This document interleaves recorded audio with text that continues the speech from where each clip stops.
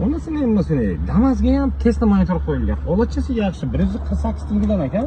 2010-yil. Ma'lumotga bir allambalo Malibu barlari bilan va anaqa ustiga kolonkalar patologiya berib sefam bor ekan. Xullas pulni mana shu yerga yig'ib qo'ysangiz ham bo'lar ekan. Xullas aka-ukalar, gap qisqasi. Shaxsan sizlar uchun yana bitta ideal sostavda ideal Damas kelib qolgan. 2010-yil rangi esa oq, navorotlari polностью beton bo'lyapti. Obzorni ko'rmoqchisiz bilaman. Shu uchun obzor ko'rmoqchi bo'lsangiz, taktikani bosib bizga ulaşmaydi. Biz esa obzorga ketdik. Xullas kalom aka-ukalar, ko'rib turgandek mashinamiz rangi oq, Damas 2 2010-yil. Holatchasi ideal sostavda, texnik hech qanaqa xarajat yo'q. Orqa tangroqga urilgan 4 ta yumshoq balon, karmital disklar bilan все sezonka ekan. Qarab turgan, ko'rib turganingizdek, chuqurlari bilan. Hamma sostaviyasi zo'r. Salon qismini ko'rsataman.